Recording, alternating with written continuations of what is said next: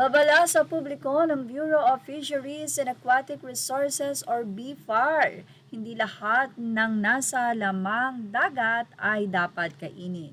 Ilan sa mga dapat daw iwasang kainin ng ilang uri ng alimango at isda dahil ito daw ay maaaring taglay ng mga ito ang lasong toxin na delikado sa kalusugan. Ang oral egg crab o tinatawag sa kanyang scientific name na Artigatis floridus.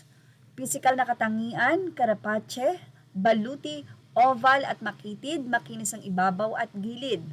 Ang kulay naman nito ay karaniwang berde, berde-asul o kayumanggi, may puti o dilaw na guhit na parang lace or shawl. Mga pangalan, kilala rin bilang green egg crab, pancake crab o shoal crab. Matatagpuan sa tropical na Indo-Pacific kabilang ang mga coral reef at mababaw na dagat.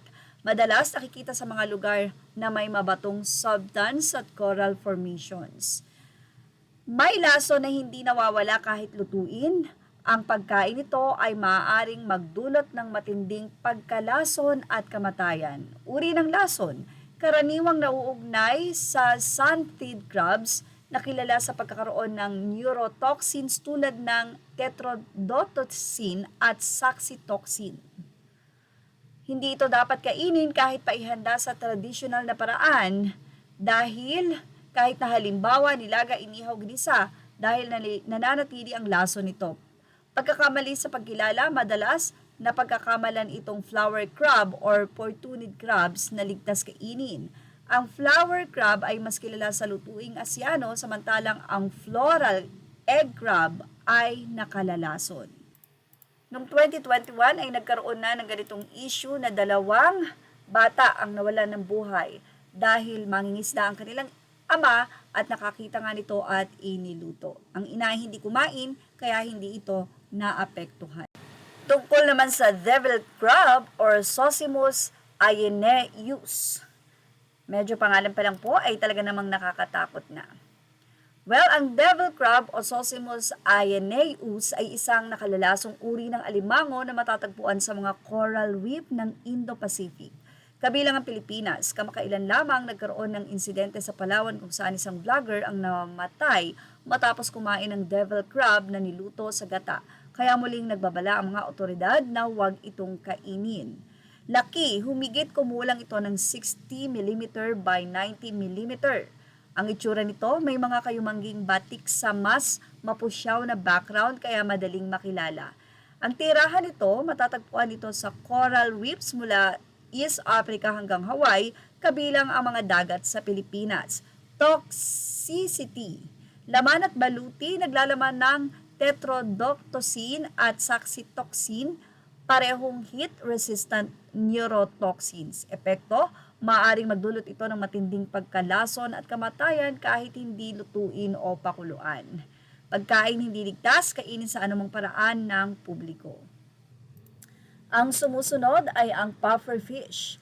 Ang pinakabagong update hinggil sa pufferfish ay nagbabala pa rin ang Bureau of Fisheries and Aquatic Resources or BFAR na ito ay lubhang delikado dahil naglalaman ng parehong uri ng nakamamatay na lason na matatagpuan din sa devil crab, tetrodotoxin at saxitoxin. Ang mga lason na ito ay hindi nawawala kahit lutuin kaya mahigpit na ipinagbabawal ang pagkain ng pufferfish.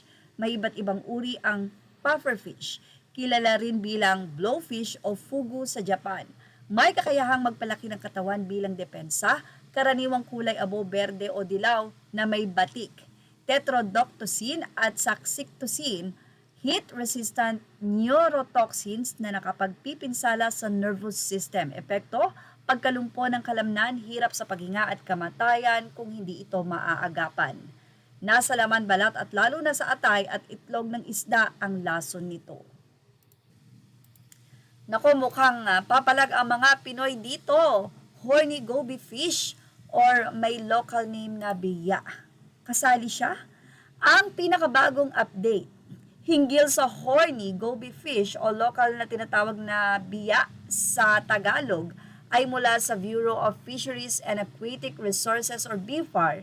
Nito nga pong March 5, 2026 ay naglabas sila ng babala Naiwasan ang pagkain ng biya dahil ito ay kabilang sa mga isdang naglalaman ng nakamamatay na lason tulad ng tetrodotoxin at saxitocin. Ang lason ay mabilis umepekto sa loob ng 5 hanggang 30 minuto at hindi nawawala kahit lutuin. Ito ay maliit na isda, mabilis kumilos at madaling kumain sa mga pain. Makikita ito sa ilog, sapa at mababaw na bahagi ng dagat. Kilala sa pagiging agresibo ito. Ang lason nito ay tetrodotoxin at saxitocin. Nasa balat laman at internal organ ng isda ang lason. Ang epekto, pagkalumpo ng kalamnan, hirap sa paghinga at maaaring ikamatay. Hindi natatanggal ang lason kahit ito ay pakuluan ng husto, hiwain o igisa pa. Yan po ang babala ng BFAR para po sa ating public service Showbiz Now. Images are all credit to the rightful owners. Please like, share, and subscribe, and thank you for watching.